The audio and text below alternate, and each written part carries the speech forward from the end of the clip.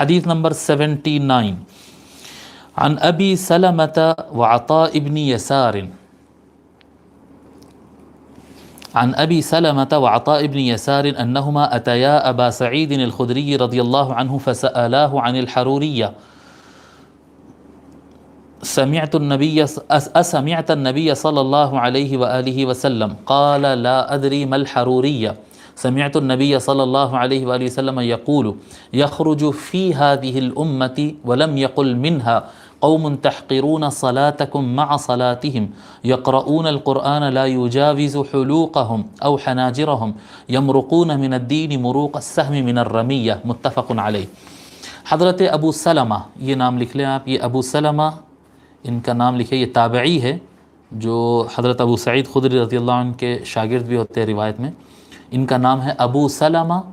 بن عبد الرحمن بن عوف،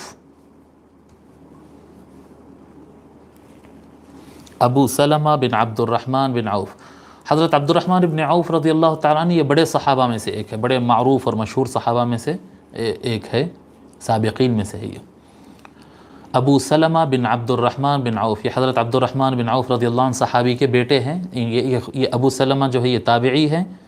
اور مدینے کے فقہاء میں سے آپ کاؤنٹ کیے جاتے ہیں، یعنی فقہ کے جاننے والے، دین اسلام کو اچھی طرح سے جاننے والوں میں سے آپ جانے جاتے ہیں۔ آپ کی وفات 94 ہجری کو ہوئی ہے، 94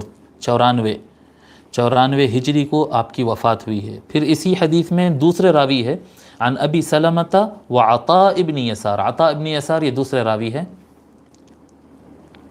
عطاء بن یسار۔ حضرت عطاء بن یسار آپ بھی تابعی ہے اور آپ کے والد جو ہے ام المؤمنین میمونہ بنت حارث،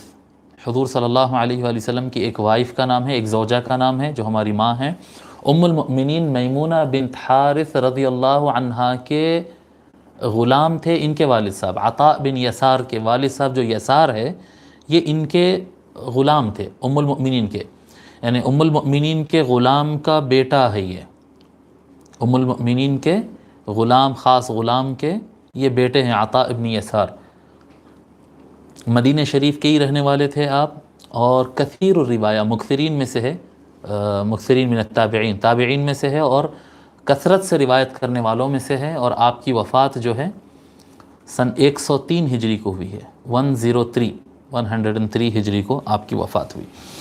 تو دونوں مل کر گئے تھے ایک مرتبہ، حضرت ابو سلمہ اور حضرت عطاء ابن یسار رضی اللہ عنہما، کہتے ہیں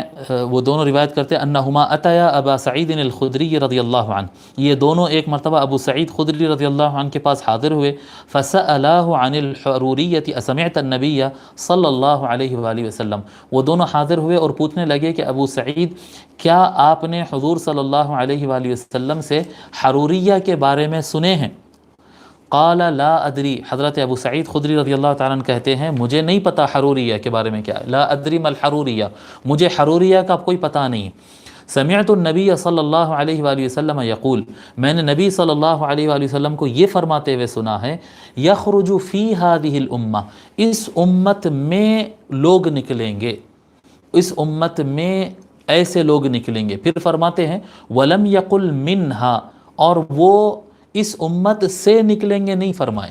اب دیکھیں یہاں پر راوی بتا رہے ہیں کہ ابو سعید خدری رضی اللہ عنہ نے فرمایا کہ نبی صلی اللہ علیہ وسلم نے فرمایا کہ اس امت میں نکلیں گے، اس امت میں سے نکلیں گے نہیں فرمایا، ولم یقل منہا۔ اس سے کیا فرق پڑتا میں آگے بتاتا ہوں۔ قوم، یہ ایک ایسی قوم رہے گی جو اس امت میں نکلے گی، تحقرون صلاتکم مع صلاتہم، تم اپنے نمازوں کو ان کے نمازوں کے مقابل میں کمتر سمجھو گے، یقرؤون القرآن، یہ قرآن پڑھیں گے، لا یجاوز حلوقہم، یہ قرآن ان کے حلق سے، او حناجرہم، ان کے حلق سے قرآن نیچے نہیں اترے گا، یمرقون من الدین مروق السهم من الرمیہ، یہ دین سے ایسے نکل جائیں گے جیسے تیر اپنے شکار سے نکل جاتا ہے۔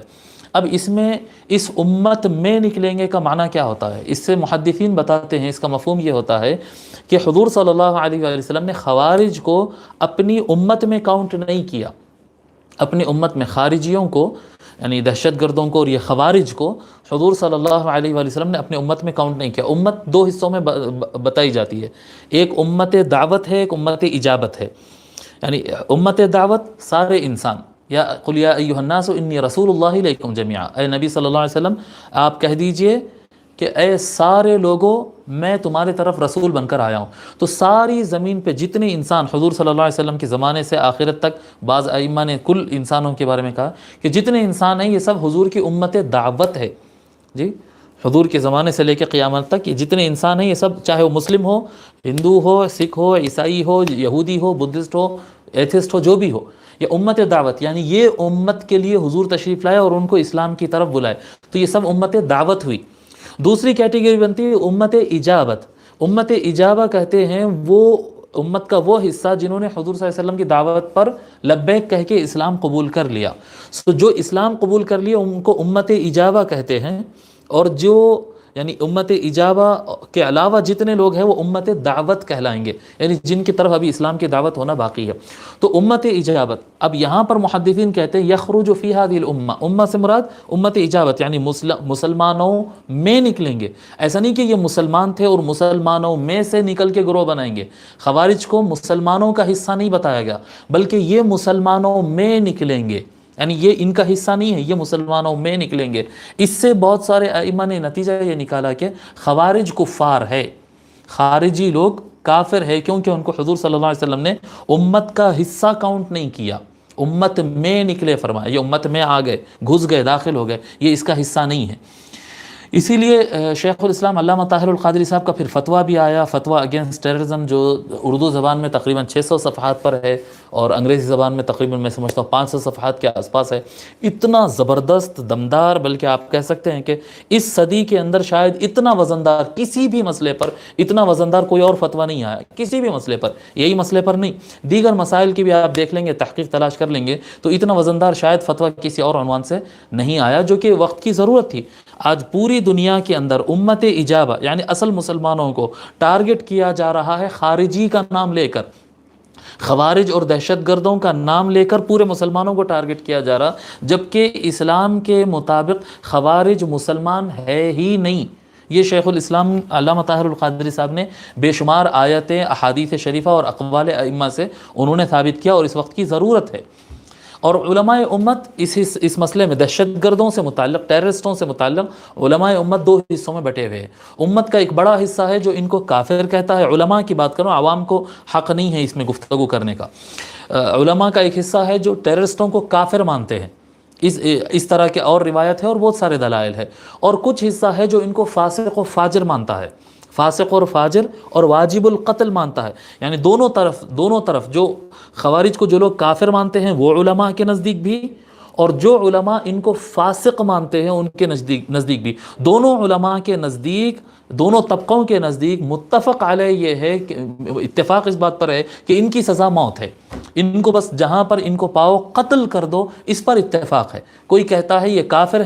ہے ان کو قتل کر دو، کوئی کہتا ہے یہ کافر نہیں فاسق اور فاجر ہے لیکن ان کو قتل کر دو، تو اس بات پر اتفاق ہے۔ اور شیخ الاسلام نے جو ہے اس پر سارے حوالہ جات وغیرہ نقل فرما دیے ہیں، اور بہت سارے یعنی بعض علماء کو، میں بڑے علماء کو، یعنی میرے جیسے طالب علم کی بات نہیں کر رہا ہوں، بڑے علماء کو میں اس عنوان پہ یہ کہتے ہوئے سنا کہ ہم علامہ طاہر القادری صاحب کی فتویٰ سے اتفاق نہیں رکھتے، ہم اس سے اختلاف رکھتے، ہم اس کو نہیں مانتے، اس طرح سے باتیں تو بہت سارے لوگ کیے، لیکن جیسے کہ شیخ الاسلام علامہ طاہر القادری صاحب نے فرمایا ہے کہ کوئی شخص کوئی 16 پیج کا ایک والیوم بھی، ایک چھوٹا سا کیا کہتے ہیں وہ، جب بڑا پیج جب پرنٹ ہوتا نا تو 16 پیج کا بنتا ہے، تو ایک 16 پیج کا پامفلٹ جیسا اور چھوٹا سا کتیب اور رسالہ جیسا بھی کسی نے بھی اس کی مخالفت میں اب تک لکھ نہیں پایا، یعنی اس کا رد کوئی نہیں کر پائے۔ اور اس کو جو ہے دنیا بھر کے ائمہ اور دارالافتاء اور بہت بڑے ریسرچ سینٹر سب نے اس کی توثیق کی ہے کہ علامہ طاہر القادری صاحب کا فتویٰ بالکل درست ہے، بزبان عربی اور بزبان انگریزی دونوں زبانوں میں جامعہ الازہر سے یہ تصدیق کے ساتھ، توثیق کے ساتھ کہ شیخ الاسلام علامہ طاہر القادری صاحب نے یہ فتویٰ جو لکھا ہے یہ بالکل درست ہے کہہ کر ان کی تصدیق اور مہر کے ساتھ شائع ہو گیا، اور ان کے فتوے کے آگے پیچھے یہ سب کچھ پرنٹ بھی ہے۔ ٹھیک ہے یہ